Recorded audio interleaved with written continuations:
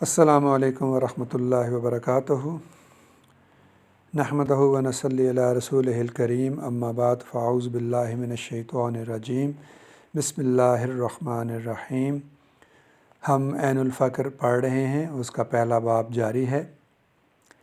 بہو فرماتے ہیں، سن، مرشد کامل مکمل وہ ہے جو برزخ اسم اللہ یا برزخ اسم محمد لکھ کر طالب مولا کو دے اور اسے ان اسماء کی راہ دکھا دے۔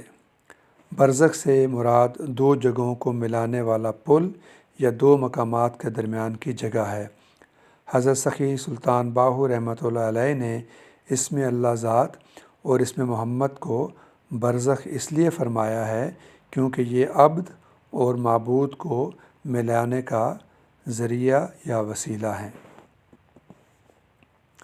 طالب مولا اس برزخ سے جو کچھ دیکھے گا، اگر اس پر یقین کرے تو بے شک صراط مستقیم پائے گا۔ جو طالب ایسے مرشد سے روگردانی کرتا ہے، وہ یقیناً اسم اللہ اور اسم محمد صلی اللہ علیہ وآلہ وسلم سے روگردانی کرتا ہے۔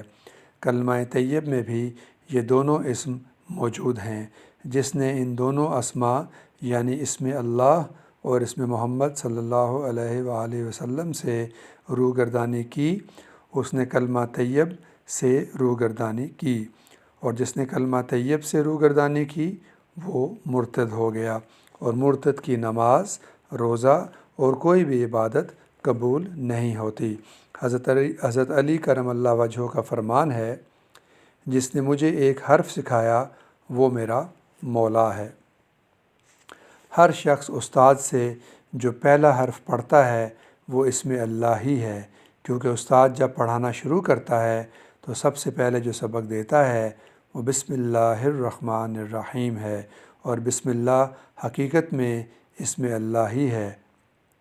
سن، نفس اور زبان مخلوق ہیں، قلب، روح اور جسم بھی مخلوق ہیں، جبکہ اسم اللہ غیر مخلوق ہے۔ پس غیر مخلوق کو غیر مخلوق سے ہی یاد کرنا چاہیے۔ اسم اور مسمہ میں کیا فرق ہے؟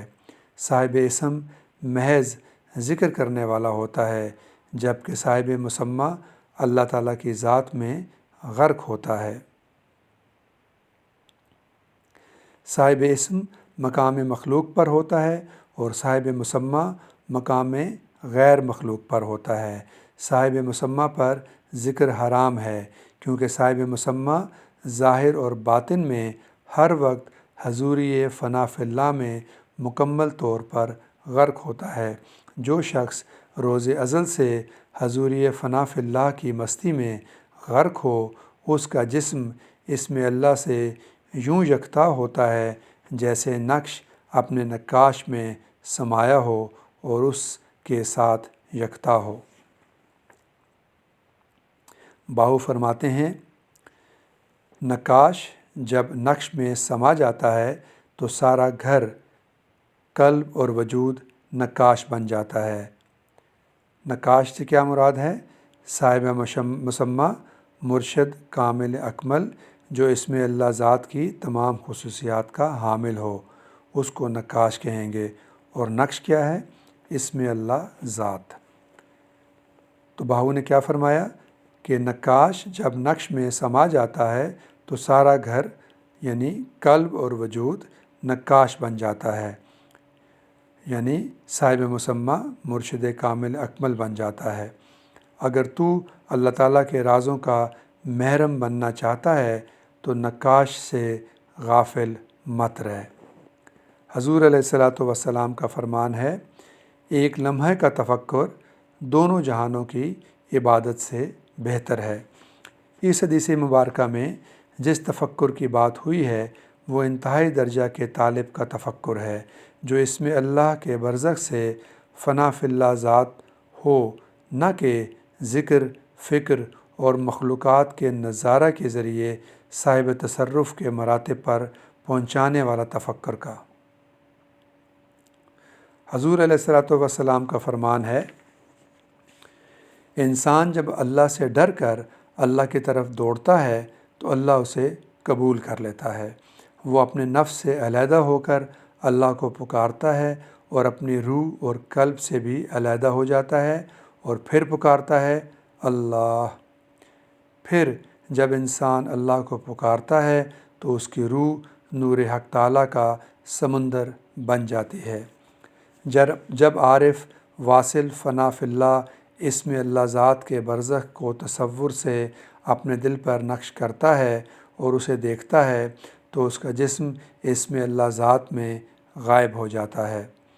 اسے پتہ چل جاتا ہے کہ جسم اسم اللہ ذات میں فنا ہو کر غائب ہو گیا اور اسم اللہ ذات ظاہر ہو گیا۔ پھر وہ ظاہر اور باطن میں مشاہدہ اسم اللہ ذات میں اس قدر مگن رہتا ہے کہ اس کے وجود میں ذکر کی لذت باقی نہیں رہتی اور اسم اللہ ذات کی سوزش سے اس کا دل ذکر کی طرف مائل نہیں ہوتا، خواہ وہ اسم اللہ کو ظاہری آنکھوں سے نہ بھی دیکھے، پھر بھی وہ جس طرف دیکھتا ہے اسے اسم اللہ ذات کے سوا کچھ نظر نہیں آتا اور نہ ہی اسے اللہ کے سوا کچھ پسند آتا ہے۔ وہ ہما اوست در مغز و پوست، ظاہر اور باطن میں صرف اللہ ہے کے مقام پر پہنچ کر صاحب غنایت ہو جاتا ہے اور اسے کامل غنایت حاصل ہو جاتی ہے۔ غنایت سے مراد دنیا اور عقبہ کی تمام نعمتوں سے دل کی سیری اور طمانینت ہے۔ اس کا نفس قلب بن جاتا ہے، قلب روح میں ڈھل جاتا ہے، روح سر بن جاتی ہے، سر خفی میں پیوست ہو جاتا ہے، خفی انا میں فنا ہو جاتی ہے اور انا یخفا کی صورت اختیار کر لیتا ہے۔ یخفا سے مراد ہے نفس، قلب، روح، سر، خفی، انا اور یخفا باطن کے 7 لطائف ہیں۔ جب یہ ساتوں یکجا ہو کر نور مطلق میں ڈھل جاتے ہیں تو وحدت اور توحید حاصل ہو جاتی ہے۔ اسی کو توحید مطلق کہتے ہیں۔ توحید مطلق کیا ہے؟ جب طالب ہمتاً توحید بن جائے اور فنا فی اللہ بقا باللہ کے مقام پر پہنچ جائے تو اس کو توحید مطلق کہتے ہیں۔ چنانچہ توحید مطلق پر پہنچ کر اول و آخر یکساں ہو جاتے ہیں، ابتدا انتہا کی طرف لوٹ جاتی ہے۔ اول توحید سے نور محمد رسول اللہ صلی اللہ علیہ وآلہ وسلم پیدا ہوا اور نور محمد رسول اللہ صلی اللہ علیہ وآلہ وسلم سے روح پیدا ہوئی اور روح سے نور روشنائی پیدا ہوا، جس سے اسم، جسم، قلب، نفس، ظاہری جسم اور ان کی حقیقی معنی اور مطالب اور 4 عناصر سے بننے والے وجود پیدا ہوئے۔ نور روشنائی کیا ہے؟ تمام مخلوقات کو تخلیق کرنے والا نور۔ جس طرح سیاہی سے ہر قسم کے حرف اور کلمے کا وجود ہے، بالکل اسی طرح تمام مخلوقات کی تخلیق بھی نور محمد سے ہوئی۔ 4 عناصر کون سے ہیں؟ آگ، ہوا، پانی اور مٹی۔ مرشد ابتدائی مقام پر ہو اور طالب انتہا پر تو مرشد اپنے طالب کو اعلیٰ مقام یعنی انتہا تک لے جاتا ہے۔ مولوی نظام الدین ملتانی نے جب شہباز عارفاں حضرت سخی سلطان پیر سید محمد بہادر علی شاہ کی زیر نگرانی سلطان العارفین حضرت سخی سلطان باہو کی کتب کے تراجم کا آغاز کیا اور عین الفقر کے ترجمے کے دوران جب وہ اس فقرہ یعنی مرشد ابتدائی مقام پر ہو اور طالب انتہا پر ہو تو مرشد اپنے طالب کو اعلیٰ مقام یعنی انتہا تک لے جاتا ہے پر پہنچے تو بہت پریشان ہوئے۔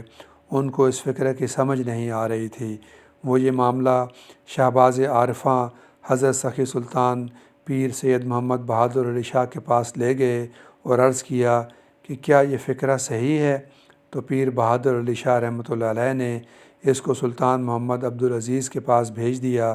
جب مولوی نظام الدین ملتانی نے سلطان محمد عبدالعزیز کے پاس پہنچ کر عرض کی کہ اس فقرے کا مطلب بتائیں، تو سلطان محمد عبدالعزیز نے جواب دیا کہ مرشد ابتدائی مقام یعنی مقام ازل پر ہوتا ہے، جہاں صرف وحدت ہی ہوتی ہے۔ اس وحدت ہی سے تمام کثرت پیدا ہوئی ہے، اور موجودہ جہان یعنی کثرت اس وحدت کی آخری صورت اور انتہا ہے، اور طالب اس انتہائی منزل عالم کثرت میں ہوتا ہے۔ اب مرشد کا کمال ہے کہ اپنے اس طالب کو مقام دنیا جو آخری مقام اسفل سافلین ہے سے نکال کر اعلیٰ مقام وحدت تک لے جائے۔ بس مرشد وہ ہے جو طالب مولا کو مراتب بمراتب، منزل بمنزل،